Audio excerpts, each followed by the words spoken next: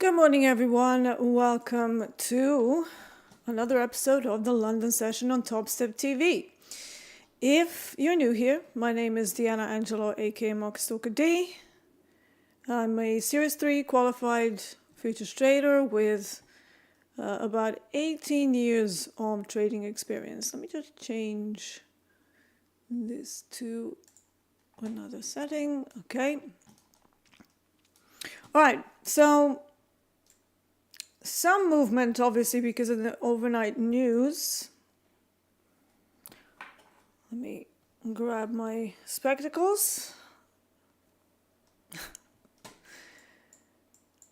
And let's see what we've got. I did a little short trade earlier on RBOB, which is where this came from. It was only a little scalp. Now it's attempting to go back into the initial balance. So we're going to see whether there's something there. I'm also kind of keeping my eye on platinum as well. Platinum is just reaching the average session range low. So if we manage to stay below 1016, which is where roughly the initial balance low is, we could have some more shorts. But basically, everybody's gone a bit nuts over the tariff news overnight, over the weekend. That's why we're seeing gaps all over the place. So if I kind of scroll back, you will see RBOB has a gap. I'm going to guess equities do as well.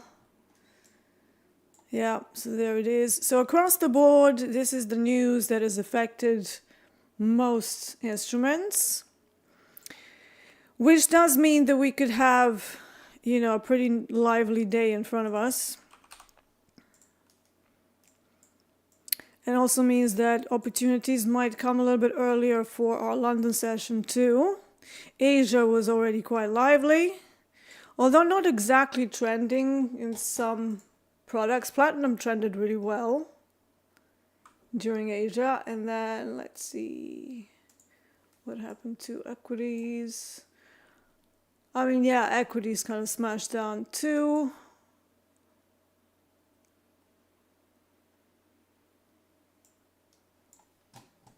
And so a lot more volume kicking about because people are freaking out, right? So that's the name of the game here. Now, we as intraday traders don't need to fully understand macro because we are fishing for intraday mispriced opportunities. And the shorter of a trader you are, like the more scalpy you are, the less interested you should be in any kind of news because you won't be in the market long enough for the macro news to really get you. What happens with macro is that there's usually a knock-on effect that is pretty strong on the first couple of days, and then it sort of fades into the background as the days go. But we're going to be sticking to some technicals and to market-generated information, so that is one way to do it. Just going to look at what DAX is doing.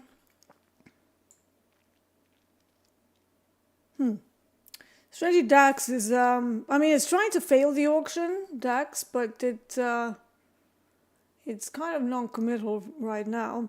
I'm always a little bit not happy doing short failed auctions on equities because usually they just bring it back up. And we have a massive gap down, especially in DAX, that could be closed at some point. Now, what they love doing in DAX and in Dow is to touch VWAP, maybe overshoot a little bit and then reverse. So whenever I see a failed auction short, I usually look for the test of VWAP first and foremost, even if it means that we're going to get like a full failed auction. But this is kind of the wrong time of day for this. This is way too early.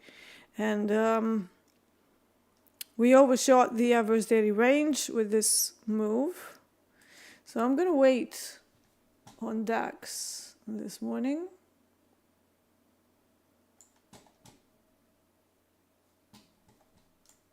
Okay, so RBOB might have failed the auction to the downside. So it tried to go lower, didn't find business, went back up. Now we have Price action sitting below VWAP. That's this purple line on my chart.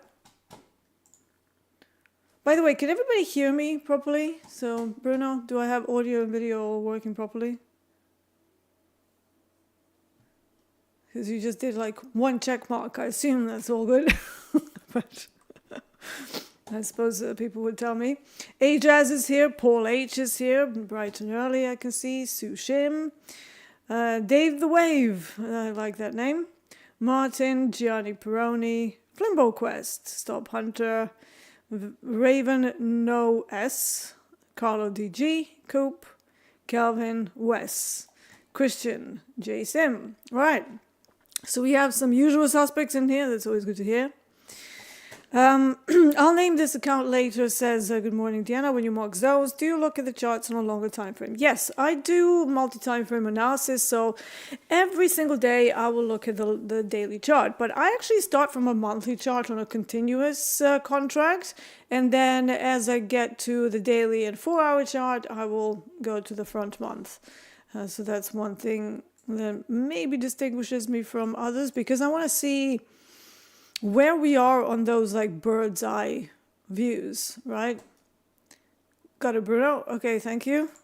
So if I go to the weekly chart on RBOB, you will see a pretty obvious bearish engulfing here. Now, what does that mean? Well, you know, it's too far away for trade locations, but directionally, does this mean that we are maybe establishing yet another range top? Because look at this. This was a weekly chart. Look at how long it stayed in this range. This was very, very interesting. And then, you know, if we were to have the continuous contract, there was another one of those from August till about December of 2023, so a while back. But yeah, when you look at the weekly chart, what do you see? We see a mild uptrend. So it's still not some kind of a mad trending, you know, let's all just plow into long side. It's trying, certainly trying. But what happened when they popped above the nearest supply here? So let's just mark that for a bit of visual aid. So this was your previous supply, right? What happened when they went over it? They did a liquidity grab. Now we're back in that range. So does that mean that this is all a bit flimsy? Yeah. So I wouldn't expect on a new trend change to see any selling wicks. And if I see selling wicks, I'm not going to be going, oh yeah, this is definitely just point and click, right? PCP trade, point, click and pray, longs. So we need to work a little bit harder to figure out what's going on that larger time frame, because we don't have the trend to our side yet. And then daily chart, here is that smash through the supply, immediately down several days, kept going down. Now we reaccumulated.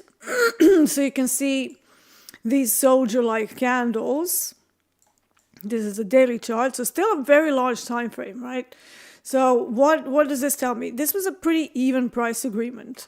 What is a consolidation? It's nothing more than a price agreement. It means that on this daily time frame, they couldn't go lower. And at the time, they couldn't go higher either. Now, after today, if we end up being glued away from this zone, this will mean maybe a continuation of that uptrend. But it's all a little bit flimsy and non-committal. It's like, are we going down? Are we going up? We're not sure. So we definitely need some sort of a catalyst who tells us that we're going to go back to that breakout into the uptrend that we've seen prior. So yeah, today it's just one of those things where we need to pay attention to the profile, open sentiment, average ranges. You know, for now, on RBOB specifically, none of the average ranges have been smashed, right? We even failed to touch the average session range London low.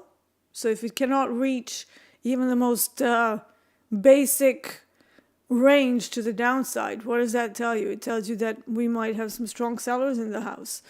But it certainly took time in the morning, and this is another reason why I don't really enjoy trading any sort of longer term positions and big mean reversions during the initial balance, because it does this sort of thing. So the initial balance was this area.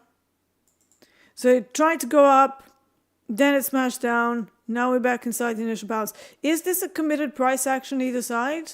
Again, I would say no, because we have a new supply here that we would need to break in order for us to go any higher. So what we're working with now is whatever we have already. I'm not, just for now, I'm not looking for anything to go any higher or lower. I'm just looking to work within the range that we're already established, right? Not easy when you have a new supply and you're looking at potential long. You also have the overnight VWAP in the way at 212.19, 20, so somewhere around there. What does that mean? Well, for now, it still looks short from that time frame. There's a lot of conflicting information here. Intraday time frames trying to go down, but not really quite succeeding. And at the same time, larger time frames showing us that there's an accumulation, so we may go higher. So what are we going to do? We just try and focus on the edges of the extremes here, and then maybe work from some microstructures that come along. But there's no big trades here. Like, I'm certainly not looking for mean reversion all the way down to Friday's value, which is all the way at 207.75. A, that's outside of the statistical range completely. It's like so far away. And B, we just don't have price action either side that's going to last more than like 3.5 seconds, right?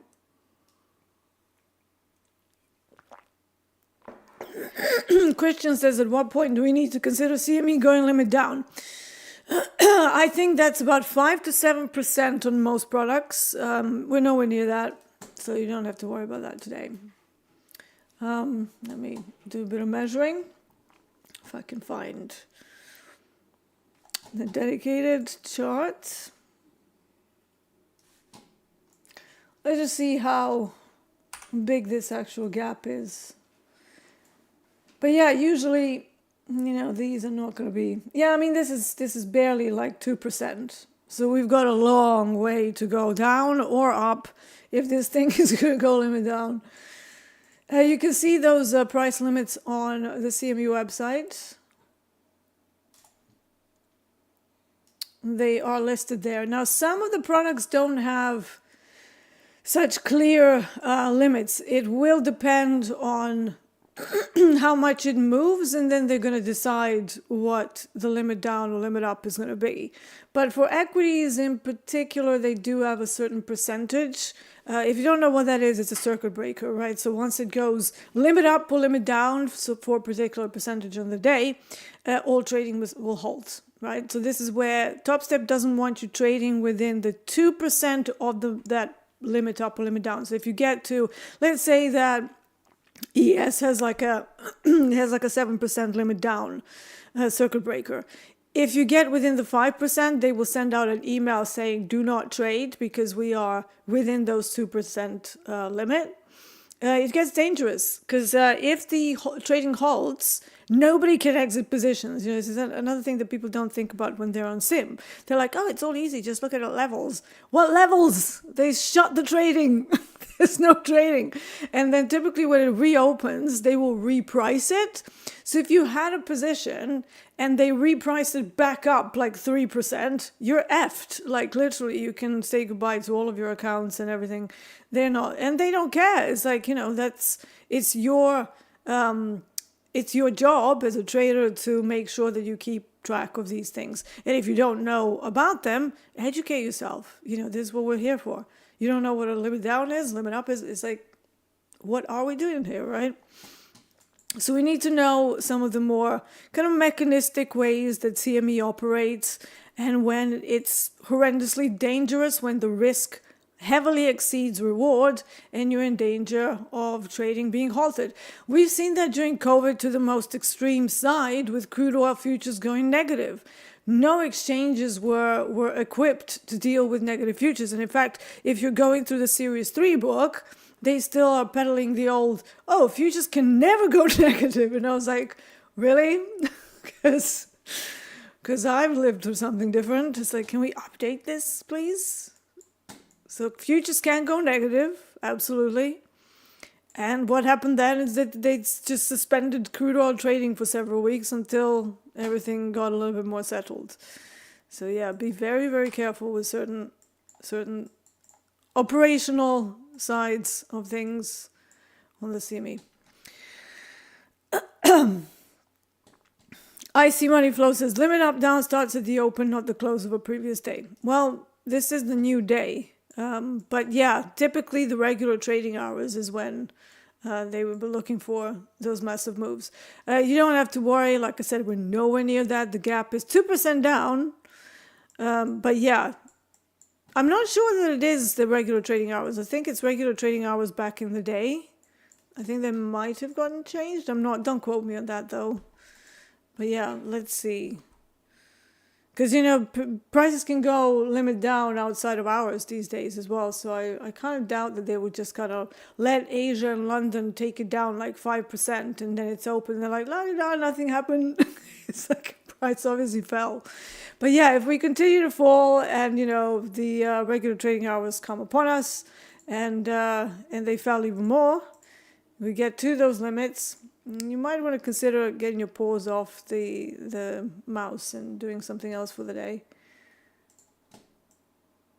All right, so let's have a look. They're trying to break through this conterminous line. I call these market shift areas where we've basically went down. They're trying to go higher. Now, if that sustains and if we can get some kind of a pullback, I may have another setup here. Right now, I would just be chasing this, and we don't do that. So maybe if we get down to somewhere, maybe 1170, something like that, maybe we can capture a little bit of that. Platinum is breaking down. Let's have a look at platinum actually. Where is my platinum chart? So there's that.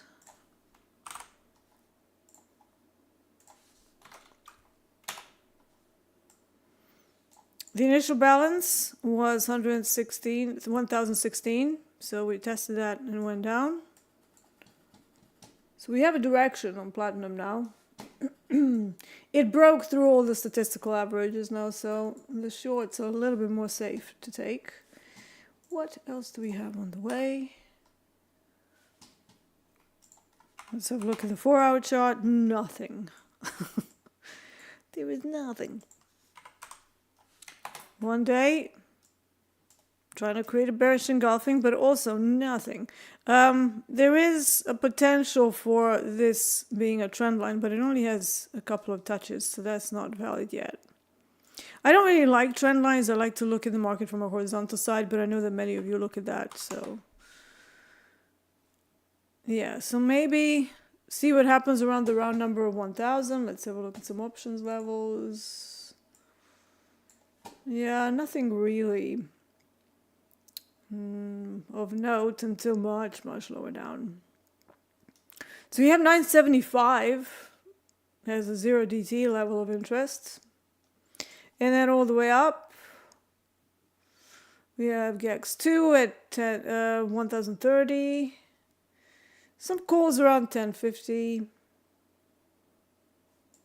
But yeah, right now we're kind of in a no man's land where this could drop pretty nicely. So maybe I'll focus on platinum for now, because RBOB looks a bit messy. So let's go platinum.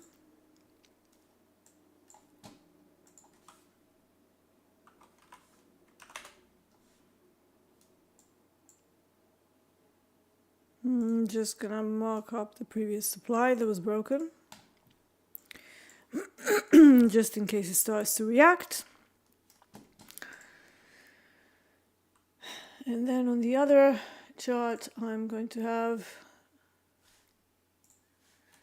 some more intraday zoomed in areas. I have frogs in my throat this morning.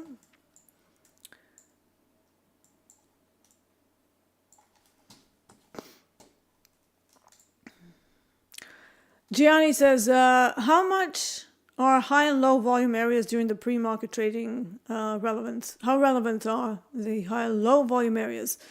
It depends on the market. So it depends, it depends how much it moves. So if you have something that traditionally is just generally flat and dead during Asia and London, it's not going to make much difference because it's just an out-of-hours price action.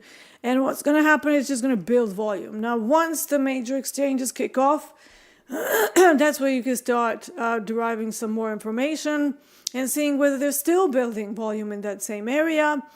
If you get a big move out of it with low volume, then that means that area where it came from is more relevant. So maybe I can show you that in something that doesn't move all that much. So maybe let's have a look at ES, because that's largely, pretty dead during Asia.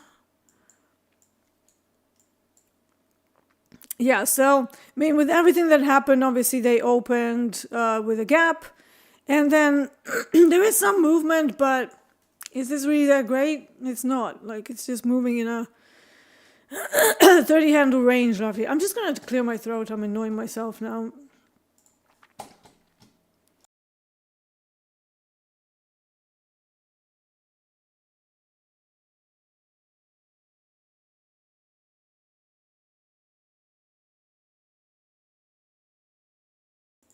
All right, hopefully that should be a little bit better with some warm tea. Yeah, so now is this volume area here, high volume area, important? Well, we're still not out of it, are we? Like this, you can look at this as a low volume area because it's a gap. That's what it is. If we start to close that gap, so somewhere into the 6,000s, I would be looking for a quick move or quicker move all the way back where the gap came from. If we don't, then this building volume here means it's creating a redistribution, reaccumulation, so phase one, but we're not looking for a markup, we're then looking for further moves down. So it's a contextual thing, it depends on how they behave once the major exchange opens. Do they just wag through it several times and then make a move? Well, then that high volume area means nothing. It means that it was more of a random walk that just created it.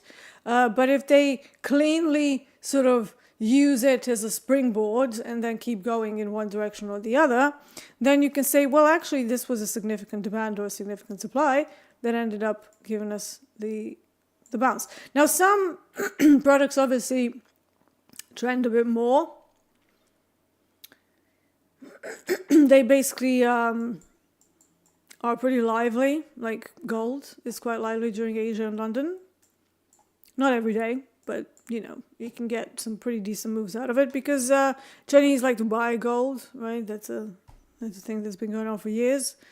And then you can see some very nice moves that you may not see in equities. And if we look at gold, well, first of all, it had no significant gap. And then they tried going higher, smashed it down, and then look at the commitment in the movement. We also had some calls here from last week that ended up being supportive. So around 5 o'clock in the morning, my time, they turned it around towards the end of Tokyo and did like a similar sort of take profit move there. Now we're seeing a consolidation for London. This is a 30-minute chart. So now that you have that, you can have a look at what they've done for London. So I'm just going to drag that out. So London opened below value. We had the average session range height right around this POC. And for now, it's causing a distribution, right? It's distributing, it's going sideways. So it went up, now it's going sideways. And then, yeah.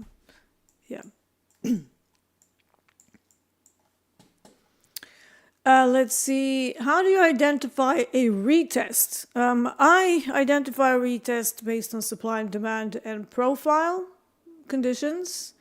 And in fact, I've got some news for you. So you know how we had Brett Steenbarger, Dr. Brett, and Mr. Jim Dalton last week.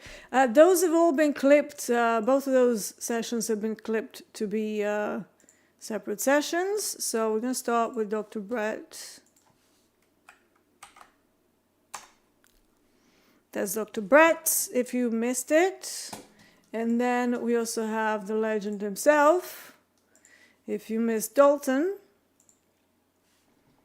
This is the clip from Mr. Dalton's visit to TopstepTV. Now, myself, JD, Hogan, Andre, we're doing a bit of a recap after that. He does use some very, a lot of kind of wordy terms and stuff. So I think some people looking at the chat were a little bit confused. So this is why we did, another thing to break down the profile terminology down to a little bit more simpler terms, because it is, when you're looking at anything new, any community, any sort of concept will have their own language, and it takes a little while until you get comfortable with that. Once you're comfortable, you're like, oh yeah, I know what the initial balance means. I know what it means when he says we're just advertising, price is just an advertising mechanism. We know what the value area is. We know what failed auction phase, blah, blah, blah. Okay, auction phase is more mine. That's not actually a Dalton thing.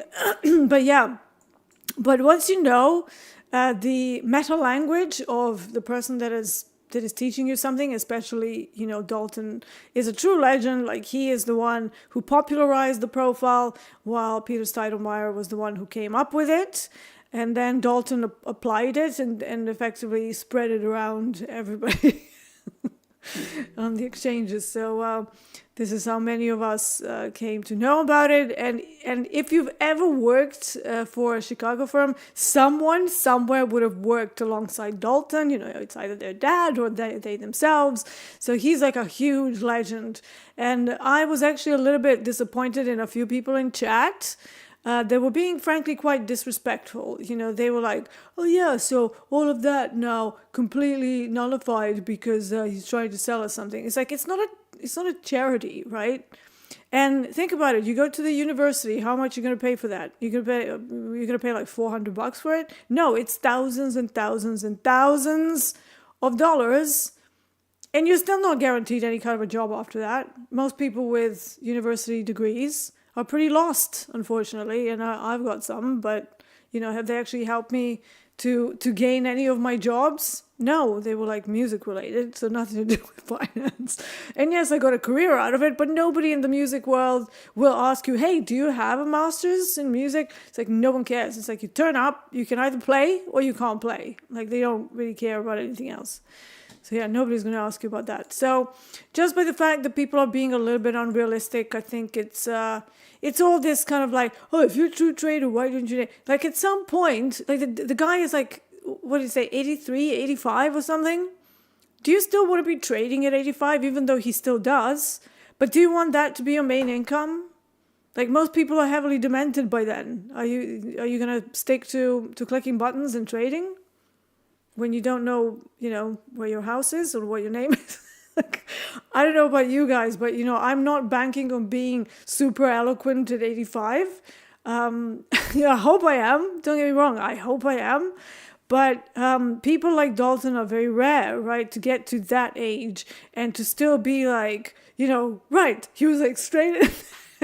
and I'm always so impressed with his, the way he breaks things down in a single thought.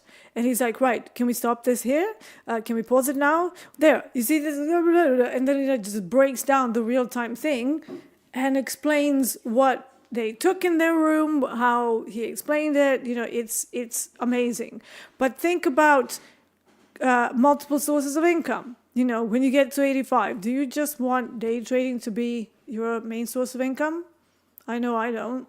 I want to enjoy life. I want to not be married to the screen, 18 hours a day if I can help it. And this is why I trade the way I trade. I don't, maybe not scalp every day, but most of my trades, I would kick it off, come back to it after a couple of hours. It's either worked or it hasn't. And there's a few days when, scalping is the right thing to do, but it's not every day for me, right? So this is the thing with coming up with a day type. Is it a trending day type? Can you leave this? Is it a mean reversion? Is it like a failed auction, which is technically a reversion of some sort? Or is it a neutral day where you have to scalp? Because it's just like nothing else, right? There's nothing else. But identifying a pullback versus a bounce, I take in a number of things, and then I get the situational awareness of what's going on. And that will be my decision of whether it's a pullback or breakout or just a momentary pullback. For example, in platinum, let me go back to that chart. In platinum, out of everything that I know, if we manage to committedly stay below this initial balance, but now we have a new orientation point. So let's go back to platinum for a second. If I can find my mouse, the big purple purple pointer. So right now we're kind of slowing down a little bit. This is a 15-minute chart. There is average session range low. So initial balance low was our first area. So that was around 1016. Just going to put a white line there. And then you will see. And, it depends on the depth of the pullback as well. So how far you are from VWAP. That's another one. So this is initial balance low, right? That was my orientation point number 1, to look for further downside. Now we have average session range low for London, shortened hours, 1013.6. I'm going to make that dashed and I'm going to make it green. Okay. So now what's happening is that we're struggling to go down. We have a pin bar. Now, pin bars to me have a very high rate of failure, especially if they're on like a 15-minute chart, and if you're not just looking for little scalps. But if we get all the way up back to the initial balance low, what's that going to mean? It's going to be test number 2, because this was test number 1.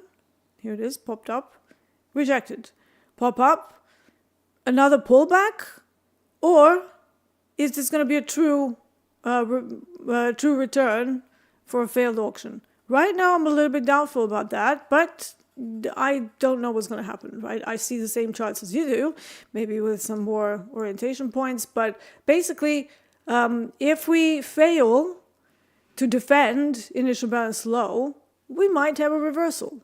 Now, platinum is not exactly, like if you look at how it behaves in the long run, it's not exactly the instrument that does these like huge mean reversions, then huge continuations. Once it kind of makes up its mind where it's going to go, it effectively just goes in that direction, right? So I would be saying any test of initial balance low, unless market generated information tells me something else, it's just going to be a pullback before further downside. But that's just a hypothesis, right?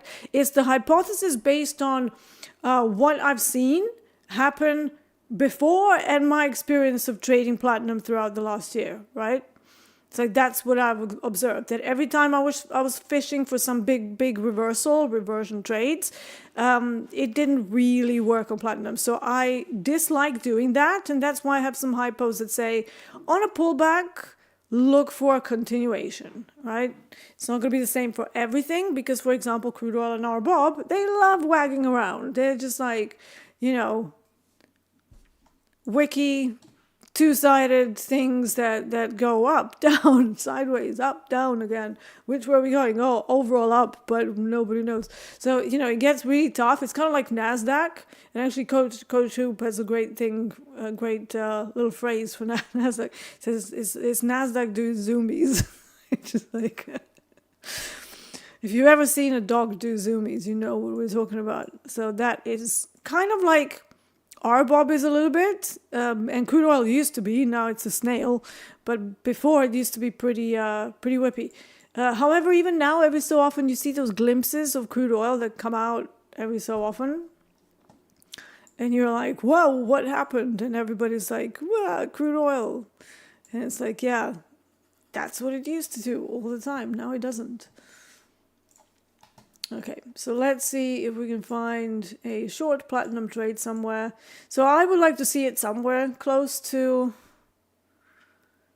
somewhere maybe closer to 10.14, 10.15. This is a little bit too close to the low for my liking. Ideally another test of IB low, but I don't know whether we're going to get it. So we're just going to sit and wait. And then once it gets there, so all of this is my rough area for entries. So into shorts. Now, where is the stopping point? This is not going to be some big trade that I'm going to be running on platinum because I'm getting involved so late. So it's probably going to be more of a scalpy type thing where I might skim 20 to 30 ticks and be out. And that's it. All right, let's see some more things. CBR6 RDR. How does your algo do? It's not just one algo, and for now, it's doing fine because we're long, and yeah, it's doing what it's supposed to be doing. Having said that, this is a pretty large move, so this is not going to be a swing of like several days because we're already up quite a bit. I already did one swing on crude oil long, which was either last week or the week before. And now this is kind of like the same idea. However, we have about 21 algos, right? And depending on the market conditions, I will be the one switching them on and off. So it's not like you click a button, cross your hands, and then just hope for the best, right? You have to still analyze, and sometimes you have to meddle into things because there's macros that we don't scan for. Particularly, there are algos that do. You know, they kind of scan for words and stuff, and they try to figure out what it is, and then they jump in, and you can't fight those. Those are typically very, very fast algos that would generally cost about like sort of $1 million just to maintain per year. So it's not like, oh yeah, you just get an HFT and you're done. Those are very, very expensive tools that require specific servers with zero latency and stuff like that. And most of the platforms that we have, they are not going to be zero latency at all. Some of them will have direct market access, which is something you can pay for. And that's not particularly expensive. It's the latency side of things that really kills you. And then the processing power, right? The hedge funds that have these typically have entire rooms filled with servers and stuff. And that is not something that we do. So we are more on the side of slower trades, so swing trades and some more intraday swings.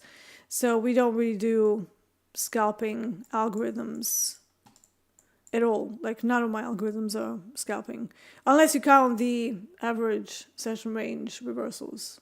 Suppose that could be a scalping, but it's not like taking 2 or 3 ticks, right? Even that aims to take 20 to 30 ticks. How do you create the gamma wall on Topstep? You take the information from the options, grab a line. It's very high tech. Grab a line. Then you plop it there and you go gamma wall. Okay, so there's no API to drag out third-party indicators that can pull your data in here. Whatever indicators you already have are in this section. And you will notice that they are not third-party indicators. They're indicators that Topstep has specifically chosen or specifically coded for the platform. As yet, we do not have the ability to add third-party indicators. So anytime you want to drag out Blatek indicator levels or Mentor Q levels, it's going to be done by you looking at the chart, coming back to Topstep and putting a line. I know, so much work, right? But sometimes it's actually good to go through that exercise. I'm actually not in favor of algorithms that automate everything for you because you never learn the process. Like, for example, I really love the fact that when I'm putting in new end of day levels on options, I love seeing I absolutely love seeing the change, if any, has happened in the levels. And if you have an API that just drags it out, you will never see that change. So for me, it actually offers another piece of information. You know, did the calls go up or down from the previous time, or did it stay where it is? You know? So to me, I think learning how to do things manually first will ultimately make you into a better trader. All right, let's see. This kind of narrowly missed my area. Do we wait until it goes back up a little bit? Decisions. I mean, we're below average session range low.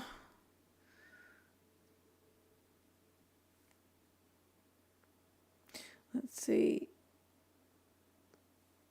Let's actually have a look at time and sales maybe, because this is like bookmap.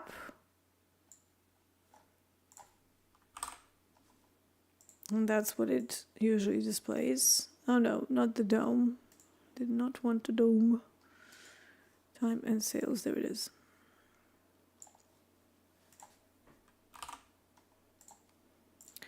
Let's see if we can discern some information here.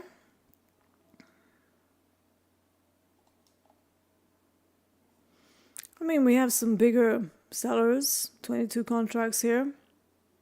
That's not going to be your regular average trader. Yeah, all of the bigger guys are sort of on the short side. 30, 14, 13.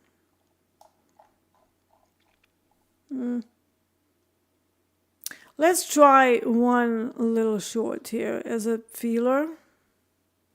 And then we can see. I mean, I would like to get it around 10, 14. Come on.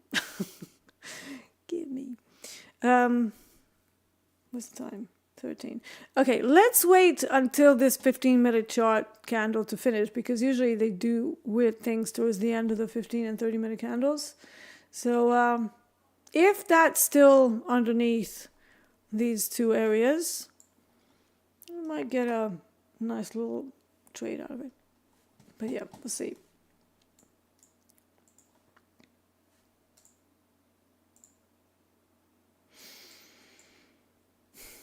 Things have certainly slowed down.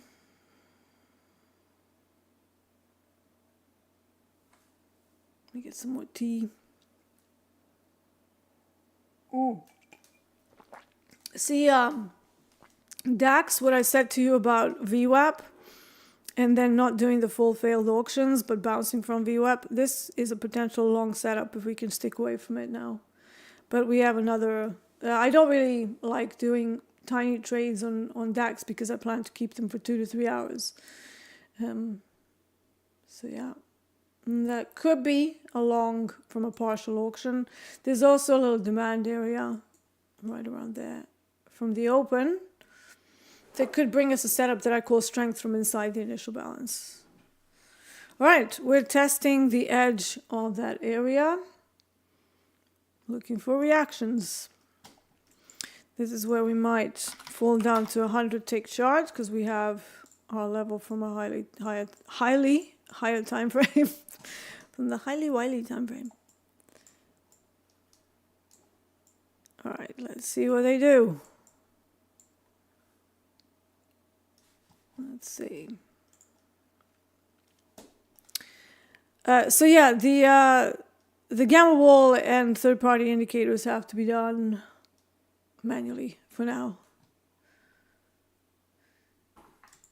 Next question. Eric says, Dalton said it takes on average 2 years to reach break-even trading the profile. Has that been your experience with market profile traders? Yeah, it took me about 2 years to get my head around it, and then another year before I actually saw consistent profitability. I was profitable because of all the other stuff that I knew at the time, because I wasn't a new trader when I came to profile trading. I was already trading for 5 years quite successfully, but I was on the swing side. I wanted to learn intraday. And then when I got introduced to it, I was still using my old way of doing things, which had its problems, because it was a swing trader strategy, which I was trying to modify to intraday, and it was very difficult. But then when profile came along, it was a revelation, but there's a few moving parts to it. It's like a science, and I like that, because I know some people are like, keep it simple, and in a way, profile is simple once you get down with it. Okay, so we have some reaction here. Let's try platinum. Let's try 1. See what happens. Very small stop of 15 ticks for me. Usually I use 35, but in this case I don't want to lose too much in case they decide to bounce it back up. And then we're going to see if they want to take it further down.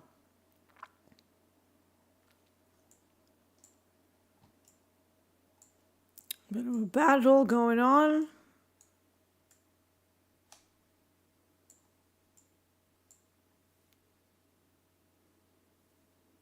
Let's see if we can get a few, like JD says, a few tickies out of this.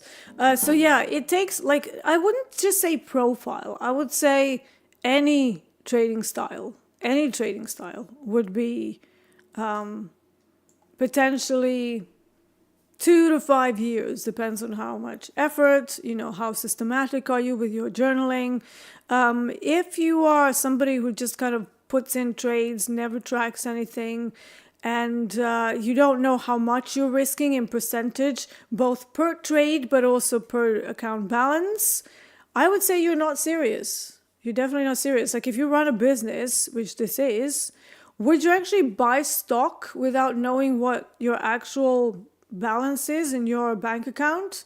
But you need stock, which is what trades are, right? That's our stock.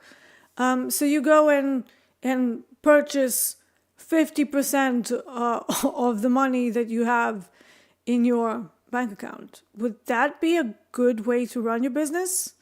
Blow 50% of your account on some stock that you don't have buyers for?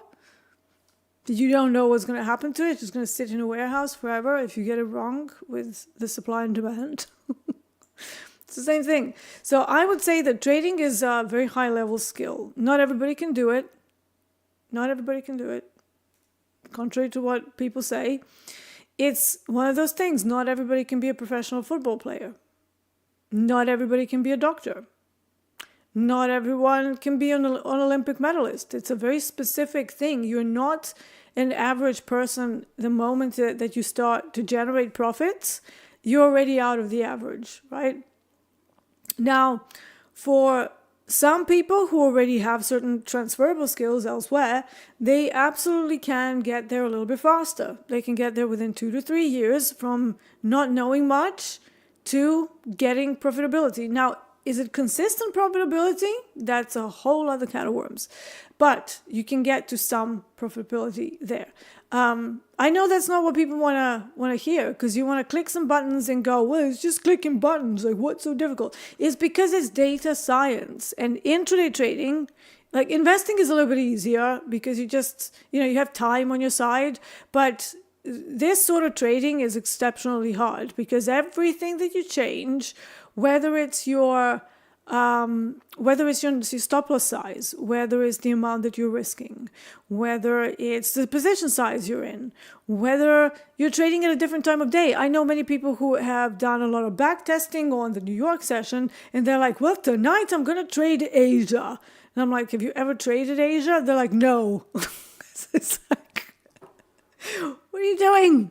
Stop it. So, that's the point where you would need like a shock collar or something, distance, negative reinforcement techniques. But yeah, when it comes to To profitability, there's profitability, so haphazardly sort of getting it, and then there's like consistent profitability where you understand why you're losing, you understand your mistakes, and then there's yet another thing after that where you understand everything that you're doing wrong, but for some reason you can't exactly make yourself do what you need to do and you know you should be doing. That's different stages of competence, and there's like 4 stages of competence. Once you get to about level 3, which is I think it's conscious incompetence. So it's like you know you're doing things wrong, but you're still doing it. You're already more advanced than most people. And then finally, there's conscious competence. Or is that, or maybe there's 5.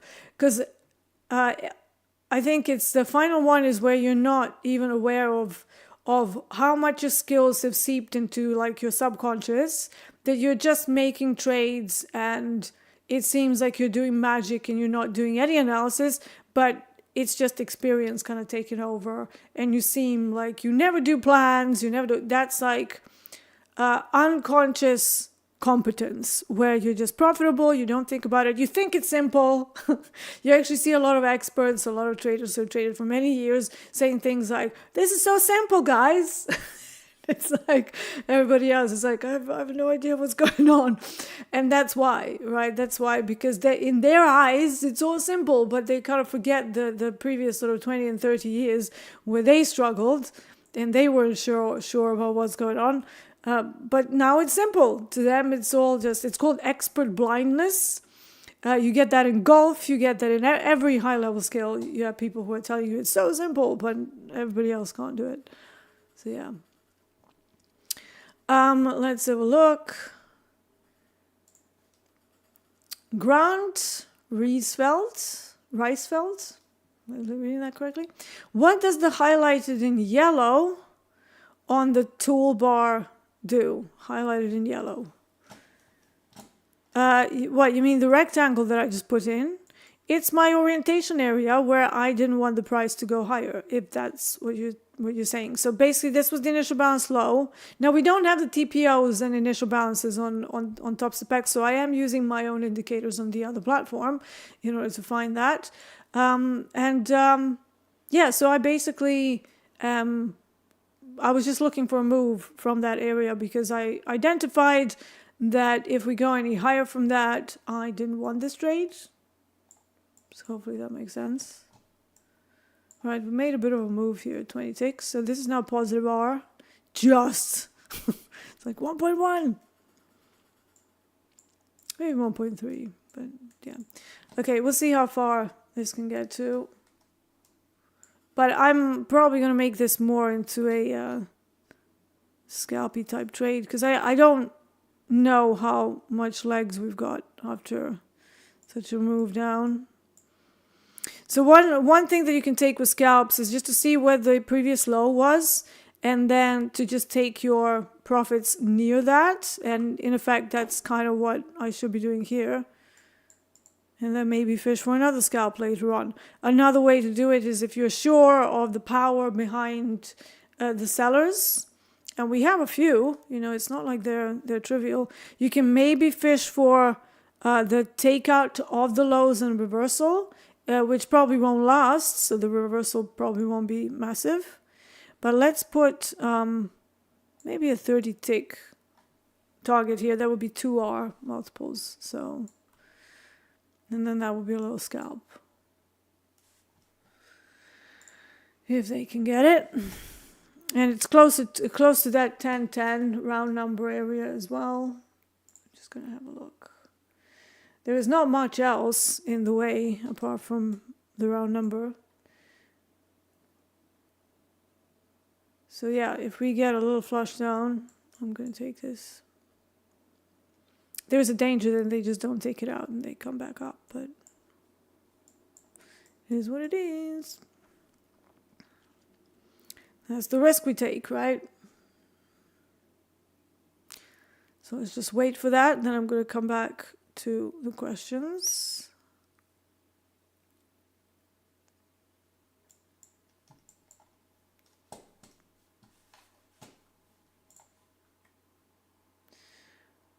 Okay. Paul H.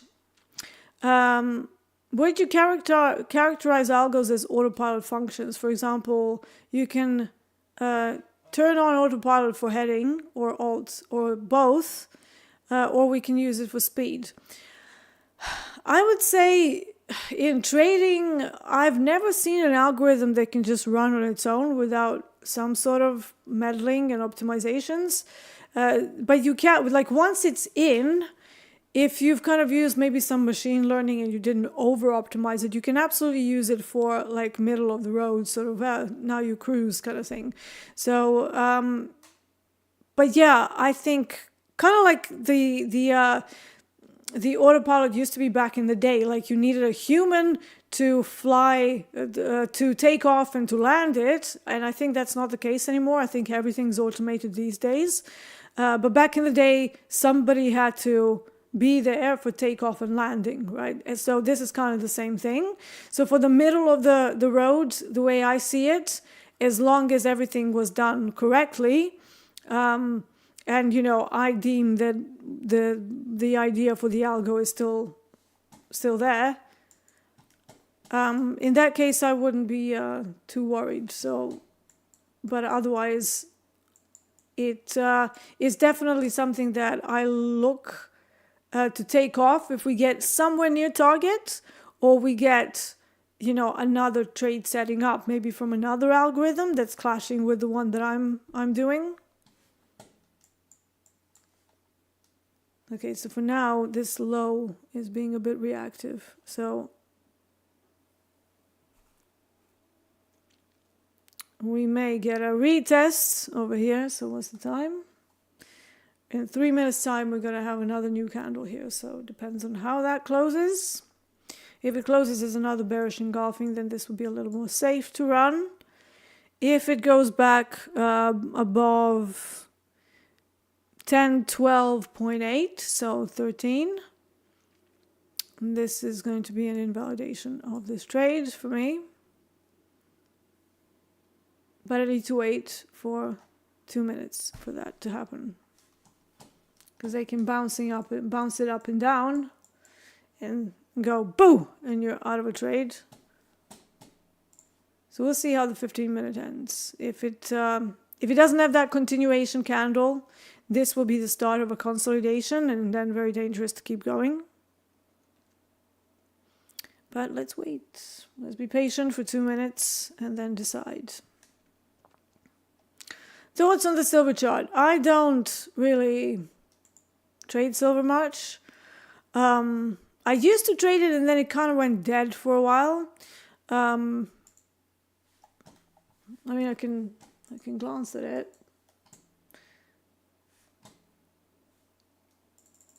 Not sure I have it open either. That's all how much I look at silver, right? It's not even open. Is it J contract as well, or is it still in another?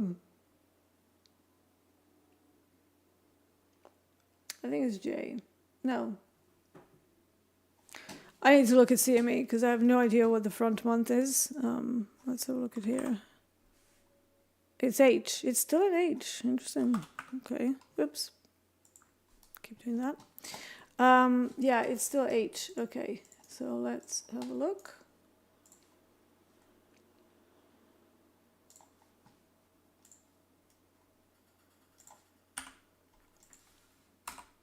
So interesting that gold is rolled to J, silver is still not. I mean, it's turning around to longs, but on the daily chart, this looks like it's a bit of a topping formation.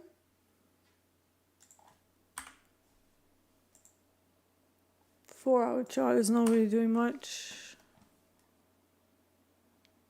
Failed the auction, but stopped at overnight VWAP and now heading higher. So it's kind of like a similar thing that we're seeing in the similar thing we're seeing in DAX, right? So it's the same kind of thing. Fails the auction, overnight VWAP stops it, and then it kind of crawls back up. So I would say that's the same kind of setup. But yeah, I would think it's still long. We still have some space up to average session range, which is up at 32. 32.20 something. And then a supply on a 30-minute chart right above it. Okay, this is kind of looking like a consolidation now to me. So let's close that. Made 20 bucks. 20 bucks. Now we're going to see if there's some other setups anywhere else. Maybe revisit RBOB. That's gone absolutely crazy. Let's go back to RBOB. To our Robert. So that smashed through everything. My algorithm on crude is doing pretty well. It sees the market better than I do at this point, especially on crude oil. Maybe not so much on RBOB, but yeah. So this is now longs in play.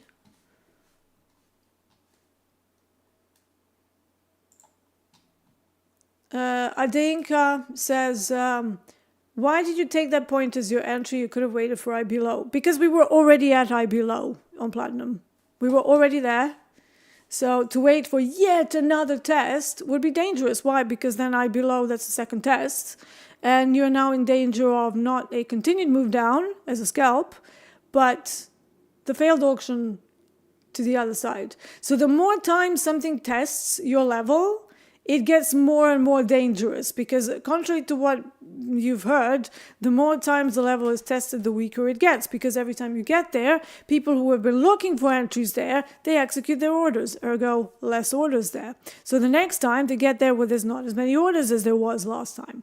Third time, well, you're probably going to be do or die then. You know, we're either going to break massively through it, which is the highly statistically expected behavior. So third test, you expect something to break. So now, if you wait for one test, second test, third test, another thing is that if you look on my chart, we are constantly knocking against the average session range low. That's another orientation point. So right now we're not able to break down around here. And if anything, now that if we change trend, I can fish for long auctions, long failed auctions, right? And then maybe even anticipate that we're going to turn around. Right now, I don't see that, but I don't see the shorts either. So therefore, we're consolidating. Don't like what I see. Took my, few points 4 or 5 points that was available. And now we look for the next setup. We don't freak out. We just go, okay, what's the profile telling us? Where are we? Can I still run the short? On platinum, the answer is, for me, this is not a short now. We knocked on IB low. We rejected it. And now, the second and third test of that will be reversals time. We're also getting to that time of day where in about half an hour, we're going to start the overlap session. Now, overlap part of the day is always a bit tricky because it means that you're going to have an expansion in the ranges, first and foremost, especially on something like NASDAQ, ES, anything that doesn't really move all that much, that has like its absolute main session on during the New York hours, that is definitely more dangerous to run from a London data point. So if you put your stop loss in London and you're like, okay, GC, gold, for example, it only moves like 120 ticks. So I'm going to use a nice tight stop of 10 ticks.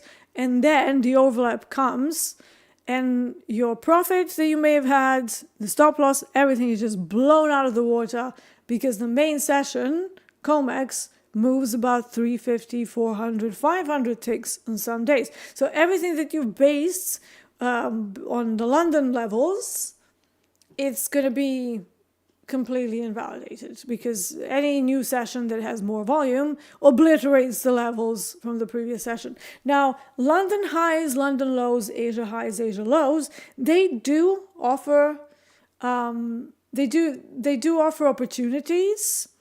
But they don't, how should I put this? They're not the same opportunities as the ones during the main trading session, because it will be smaller stops for London and Asia, and it will be quite massive stops in order to make the same kind of idea survive for the main session, right? So if you have something that only does, let's say we have Tokyo session that's very quiet, and something moves at 80 ticks. But for its main session, COMEX or something during the New York hours, it moves 260. So if you base your stops on Asia and you don't get the move during Asia that you're looking for, they can make your position safe. So, you get into profit of about 100, 200 ticks. What's going to happen when the main session comes in? It's going to be a lot of movement. So you're going to freak out, first and foremost. It's all mental, right? Because you were in profit like 60 ticks. You're almost there, and then the overlap comes in, and they move those 60 ticks in 3 seconds. Like you can't even react. You can't even react. Okay, my DAX long is on.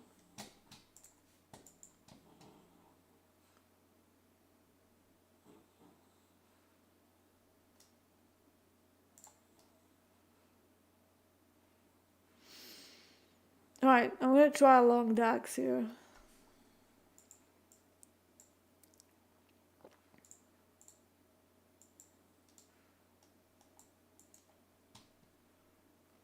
And similarly, because it doesn't have a trend, this is now working in the range, right? So what do we have here? We just have VWAP, and then we have this supply and the top of the range. So really, at this time, the most that I can get out of this would be the top of this, maybe a little bit of an overshoot. But generally, it's not the biggest trade today. We're just working with whatever is around.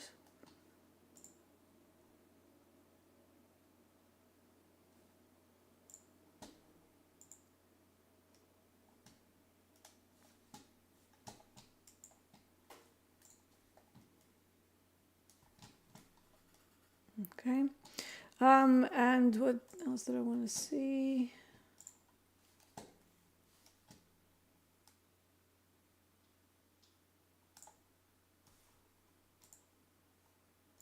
Okay. All right. What do we have on RBOB now? We have a neutral day. Why do I say that? Because we've now exhausted. We expanded below the initial balance and above it. Initial balance is this line here. Let's put it in something more screamy, like red.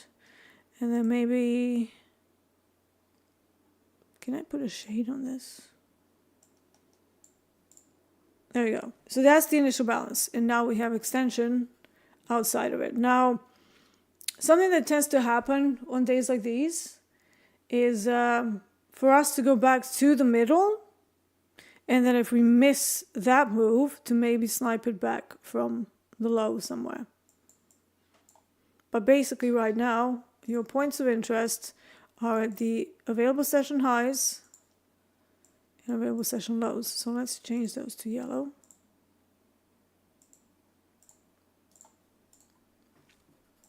Maybe change this to green, because we will be looking for some sort of a fade back the other way. And now you will be looking at microstructures to see if you can fish for a move that matches the direction of the day type, which would be neutral. So sniping it from somewhere up here. Maybe even second standard deviations could be useful here as well. But yeah, okay, the DAX trade is moving as it normally does.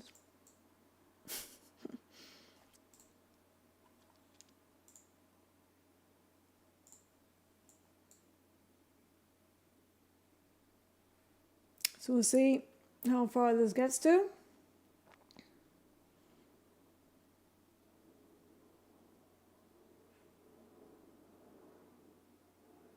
But I might just take it at the supply. So I do have, this is full DAX, so it's 25 a tick. So we'll see. We'll see how it behaves. And if it doesn't have any follow through, then I'm actually going to protect it. Because this is more of a scalpy type trade. I'm not expecting it to go too much higher.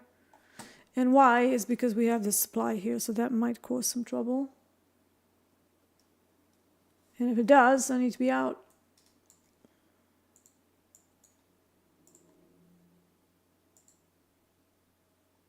So I might grab, like, if I can grab another few ticks out of it, I'll be okay with that.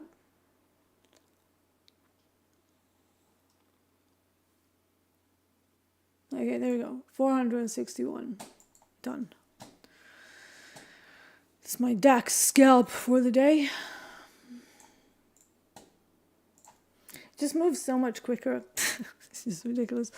All right, let's go back to RBOB on Topstep now, so we can look for some more trades on Topstep levels. Whoops.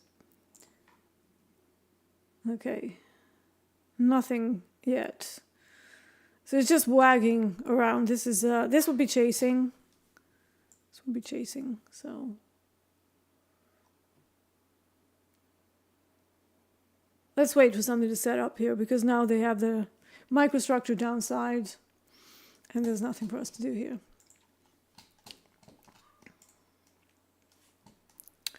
All right, let's have a look at more questions whilst we are going through the session. Do you always use a 2-to-1 risk reward? Well, no, because if it's a scalp, and you know, I don't see the potential for a 2-to-1, I will take 0.5, 0.8, but it is definitely to do with the day type. If I feel that my entry is like pretty damn spot on, and if I feel that there's nothing on the way to put a wrench in the works to my target, then yeah, I will use a 2-to-1. So double, right? If not, we go to singles. It's just how it is. So it has to be, this is another reason why, you know, for me, chameleon, like chameleonaires, it really speaks to what I do. A, I wait for the price to come to me. I don't chase. B, I'm a bit of a chameleonaire, right? I can be a range trader, I can be a trend trader, I can be a breakout trader. You know, I can be anything that the market requires me to be, because I've worked separately on each of those skills.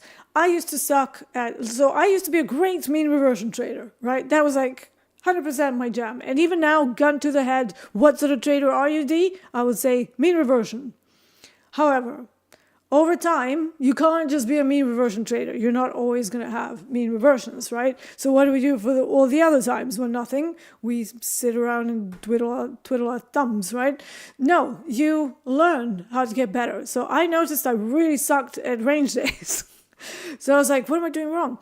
And then I noticed that because I was on a 15 and 30-minute chart, first of all, my trade location would be so far away from these data points, right? So for example, back in the old days, like 9 years ago, I would be going in a short right about here. And then what would happen? Well, we have overnight VWAP. So it would bounce away into my trade, so dragging it down to like minus 20 ticks. And I would be freaking out. I would be like, oh, I got that wrong. Oh, I got that. But it's still valid because it's still structure up here. It's just my timing sucked. So over time, I learned how to work with low time frames. I learned how to work with microstructures. I learned how to work with bookmap, with volume, with everything. And even though I don't use volume to the depth that Coach Jay uses it, it's more of a supportive factor in a trade that I already know that I'm going to do based on the other things that I get from profile, supply and demand, etc. So you know how I said you're going to get a bounce from VWAP? Well, there it is. So imagine D, young D going in a short here, thinking, yeah, we're going to re-rotate through the entire initial balance now all the way to the other side, which might happen, but it's going to be a painful trade. Why? Because you're getting involved at a point where you can have a continuation, where at the very least, a lot of people will be looking for, you know, a few more ticks to skim to the upside. But when you learn to look at the session highs and lows and them getting smashed through, and then a reversal for a neutral day type, then this sort of a fade that we had up here becomes awesome. But if you miss that, you now have a new data point. You have this level here, which is a new supply on a very low time frame. So if we now go back, let's say through the 100 tick chart, actually let's go down to a 1 minute chart because you can probably see this better. So where was the previous high? It was, let me just put another line here. So this is initial bounce high. And for a neutral day type, that needs to be broken, right? So nothing before it gets broken. So there was the initial bounce high. We crept up to it, broke through it, created another session high, and then moved away from it. So if I was actively watching this and I wasn't on platinum, maybe I would have seen this, you know, no guarantees, but maybe I would have been able to snipe this. And then VWAP is my target, whereas back in the old days, I would be getting involved at VWAP, not taking it as a target. And sometimes it would work, you know, don't get me wrong, sometimes it would rotate immediately all the way through, but I could see that my approach at the time was not the best for range days. So I worked very hard to make sure that I don't suck at trading ranges. I'm still not the best range trader, but on most days I can recognize it on time and just go, yeah, actually, why don't we wait for better entry, you know? So it's just one of those things. And similar with sustained auctions. I used to be terrible, just, you know, terrible. Whereas now, even if it breaks, I will wait for a tiny pullback somewhere and then go in with that, rather than just, oh yeah, initial bounce broke, let's go in. So I prefer to always go in, break, and then pull back, then D goes in. Break, pull back, then D goes in. So I never chase. I'm almost never chasing, right? If something breaks, I'm like, let it break, I don't care. And then if the opportunity comes in, I will get in on the move. But at the same time, I have good situational awareness of what is going on with the day. Where can we go? How far do we come up in algorithmic ranges? You know, are we breaking them? Are we within the range, or are they really far away? Do we still have space to do this sort of a trade? If we don't, or if we're in a single direction day, then we have to look at the options levels because they can be very reactive too. So there's a lot of kind of moving parts to what I do. But when you break it down, there's really only 4 parts that I look at.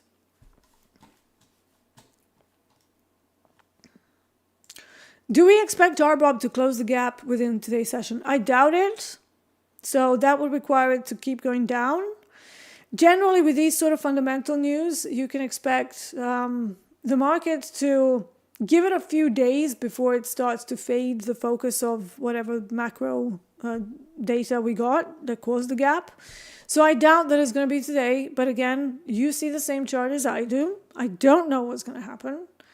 I really don't. I can just tell you what is more likely based on historical behaviors of these similar sort of events. And that is that the gaps won't get filled on the same day.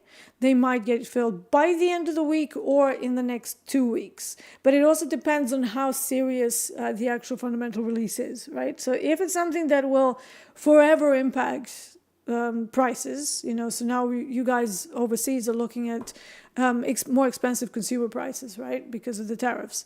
That's a pretty significant change. So do we expect everything to be more expensive, including gasoline and crude oil? Probably. What does that mean? Well, you know, prices will get more expensive, so we might see more expensive crude oil and gasoline, right? But if the whole, you know, focus around that fades, and if they manage to find some sort of a new agreement, then obviously the gap will start to fade as well, because this is not a technical gap, this is a macro gap, and there's a little bit of a difference between the two. If it's a technical gap caused by like a nonsense something or other, or it went too far, then you can expect it to get closed within the same day, but it's a rarity, okay? Usually it takes a few days. So I don't know. I really don't know. This is educational purposes only. The only thing I can tell you is that whenever I see these gaps, they typically need a few days before they close, if ever. Some gaps on ES to the upside never closed. Here we are, like nearly 20 years later, right? So it really depends. What are these algos you're using? They're my proprietary algorithms that I've been working on for 15 years now. And there was a lot of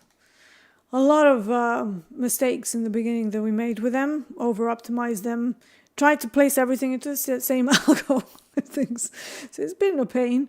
I used to have a co-integration forex basket of instruments that ran on the premise that if you have a particular interest rate differential between the two forex pairs, that usually once you get those opportunities, the one that's cheaper and you get a certain level, you can actually run a co-integration bot to bring it back to the mean. So we had that, and then that broke down in 2015. So we had to box that. And then we worked on a whole bunch of intraday algos based on my strategies that are still in operation. So, but they're not all working all the time. We have about 20 of them, but depends on the market conditions. We switch them on and off, or I switch them on and off. And I do have a small team that helps me optimize them. So I don't do it myself because I know my place in the world as a coder, and that's somebody who does things very simplistically and has good ideas, but my coding skills are a bit suspect. So yeah. All right, let's have a look at some more questions. We have another few minutes. On the market profile, whenever volume profile value is higher than the market profile value, does it indicate something? So you wouldn't really mix and match. If you use volume profile value, use volume profile value. If that's higher than the previous value, volume, that tells you something. But the market profile value and volume profile value being different, that's just a difference in the data points. They will always be similar, but ever so slightly different because they take a different data set. One is volume based, the other one is time series based, right? Profile is 30-minute charts. Volume doesn't have a time. You can set it to a fixed range, like from then to then, but it doesn't have any particular time frame in mind, so they are different. So I would say no, it doesn't indicate anything apart from the different data sets. Stick to one or the other for your open sentiment. You are looking for previous day's volume value and how it relates to the next day's volume value. If it's like, let's say we take a look at 5 previous days, if they're all stair-stepping higher, that means it's a pretty strong uptrend. If they start to overlap, that's the bracket maybe forming. It's actually called the bracketing market in profile. So the bracketing markets can be an indication that we've hit a level where the interest is waning and you can have a sentiment change at some point, but until such time you can actually consider the range as established. Like if you have like 3 days of overlapping values, you can just go, I'll just ping it from the tops and bottoms of this particular range until it breaks. Okay, so that's one other way to look at it. So you don't even have to look at the candles, you just look at the volume areas and volume values or market profile values, and then just go, it's a bracket market. Let's ping this up and down within the bigger range because it's over a few days, right?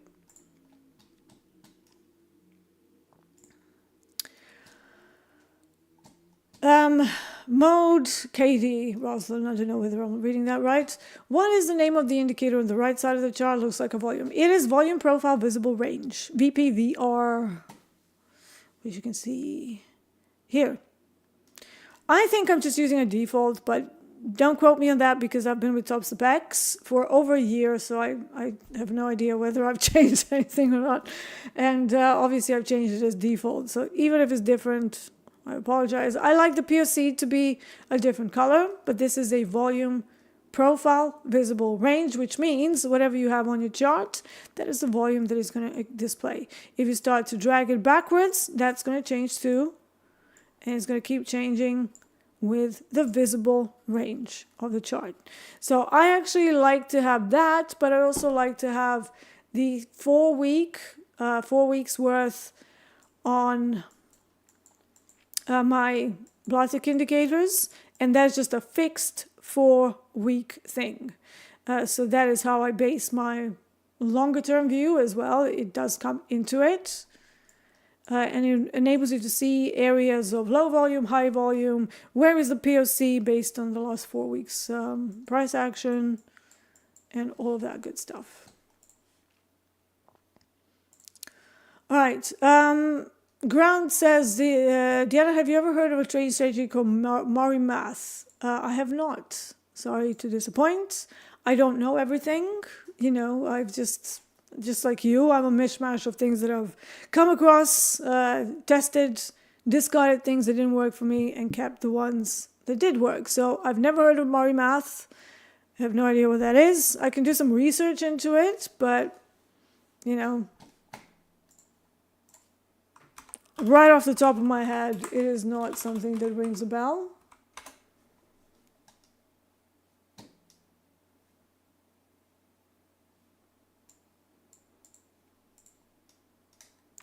Let's see. It looks like a grid trading system. I mean, you can use fibs for this purpose as well.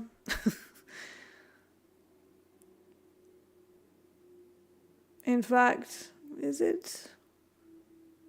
This actually might be fibs. Is it fibs? Because, I mean, if it is, it's like microstructures do follow certain things, but people usually get lost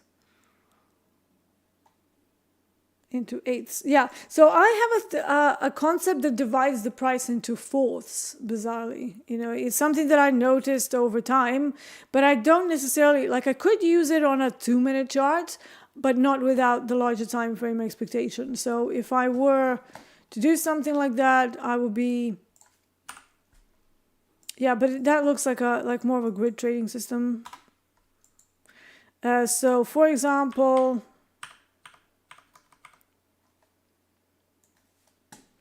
you can use like 2-minute cue points to figure out when, and these will be changing all the time. However, once it kind of creates a cue point, so it's a big one here because this is not a low time frame. Once it creates it, so once it falls to trigger a specific set, Q low, if it's still a long, Q low, quarterly low, becomes your point of interest, and then you go up to the middle, maybe even to Q high if it's like a strong uptrend, but again, that needs to be contextual, and that will be it. I call that the pixie trade, variation of a pixie trade. So you have one big move that you're going to base a little swing at. Once it creates that swing, it becomes game for further upside. So that's one of the ways that I find my little entries. But before you get to that point, the amount of people who get blinkers on when they're trying to do that without understanding the 30-minute and 15-minute 4 hours daily, they just get absolutely slaughtered with paper cuts. Because they're like, oh, this is a setup. Oh, this is a setup. It's like, pipe down, like slow the F down, you know? It's like, what are you doing? And before you know it, they're like 7 trades deep and they've lost every single one of them because the criteria wasn't there. So this Murray Math thing, it kind of looks like it looks at basically one big move from here to here, splits it into 8 equal sections, and then it basically considers support and resistance in relation to that. But you can do that with fib as well. I've kind of hacked the fib tool in this particular platform to display risk reward, so I can't do it there. But you could, for example, let's go down to 2-minute chart. I can maybe show you here. Measuring tools.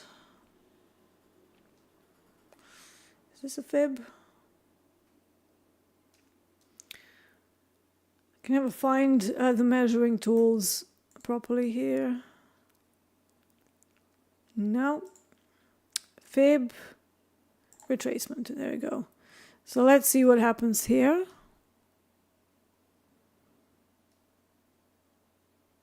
What is going on here? No, these are the extensions. Why are they called retracements? It's like, it's not a retracement.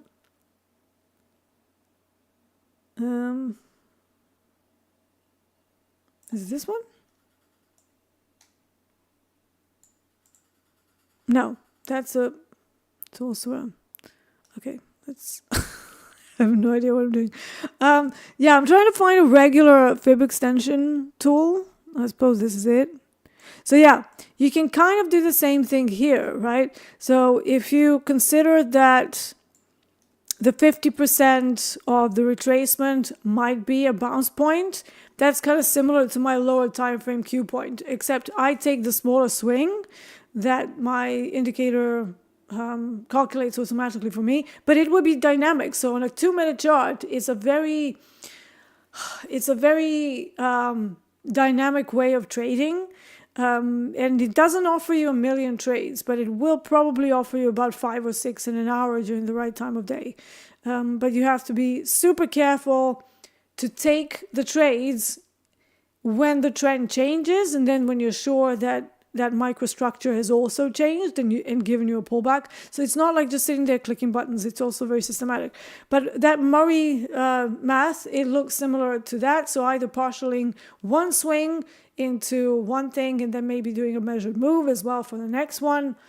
That's what it looks like to me. Some kind of, grid-based trading, which again, with the support of profile and stuff, can be pretty profitable and more dynamic.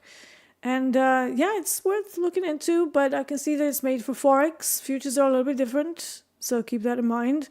And every product has its own quirks. So for me, the quartile points on lower time frames on a 2-minute chart have actually served me pretty well. But yeah, there's 1,000 ways to do this job. We're not going to mention cats, because I know Dolby's Gus gets horribly upset. All right, guys, I think that's going to be it. Maybe take one more question by Joe. When you look at the value, do you look at the session or a day? Always regular trading hours, never a day. I've tried looking at the entire day's value. There is nothing that I can derive from that unless we're looking at really large time frames that just don't apply to anything. You cannot run setups from it. You can derive a direction from it. You can go, oh, we've made, a distance from last week's value to today's value, or we're overlapping. But how is that going to help you intraday when the values are like a million ticks wide? So to me, it never really made much sense. What I do is regular trading hours for each session that I'm focusing on. So that would be Tokyo, shorten London for most, apart from DAX. DAX doesn't really suffer from too much extension during New York, so I use the entirety of London hours. For anything else that trades mainly for COMEX, NYMEX, New York session, I will use the shortened London hours and cut it off at the next session start time. So hopefully that helps. I'm going to finish it here. Thank you for joining me. I think we're going to have Paul H. on Wednesday and myself during the main trading broadcasts. Let me just check the times. That's going to be Wednesday, 11:15 a.m. Central. For us, Paul, that's 5:15, I believe, p.m. But yeah, as usual, I'm going to be here tomorrow for another edition of the London session. Let's see what this day brings and what this week brings, because we certainly started with a bang with all these gaps all around. Be careful. Gaps are a bit dangerous because anything can happen. However, this one is macro related, so we can either have a super dull day where nothing happens, or they're going to go absolutely nuts and just, go with the sentiment or the tariffs change, and then we have a lot of work to do today. But either side, however it happens, you still need to have a plan. You still need to know how much you're risking per trade and in relation to your available account balance or your minimum or maximum drawdown. Obviously, we're starting with a VIP group stuff today. I'm going to see if we can maybe book some sort of a voice session. So I'm going to be sharing screens and stuff, but not necessarily being on video. And I'm also going to see whether maybe me and Hoop can run like a session together at some point, because we're both crude rod traders and nat gas traders, so we have a lot of sort of common points and experience to give, and I think it'll be useful for both of our groups. And that's it for now. Thank you so much for hanging with me. Enjoy the rest of the broadcasts. I'm Deeyana Angelo, aka Marcus Dee. This has been the London session on TopstepTV. Take care.